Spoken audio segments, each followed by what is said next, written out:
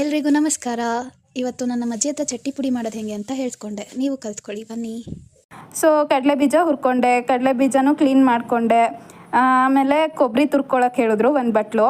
So ಕೊಬ್ಬರಿ ತುರ್ಕೊಂಡು ಎಲ್ಲ ಒಂದೊಂದು ಬಟ್ಲಲ್ಲಿ ಜೋಡಿಸ್ಕೊಂಡೆ. ಏನೇನು ಅಂತ ಹೇಳ್ತೀನಿ ಕೇಳಿ.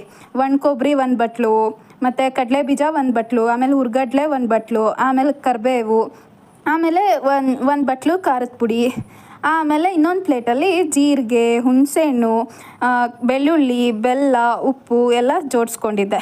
ಆಮೇಲೆ ಒಂದು ಪ್ಲೇಟಿಗೆ ನೀಟಾಗಿ ತುರ್ಕೊಂಡಿರೋ ಕೊಬ್ಬರಿ, ಆಮೇಲೆ ಕಡಲೆ ಬೀಜ ಮತ್ತು ಅಷ್ಟೂ ನೀಟಾಗಿ ಮಿಕ್ಸ್ ಮಾಡಿ ಒಂದು ಮಿಕ್ಸಿಗೆ ಹಾಕ್ಕೊಬೇಕು.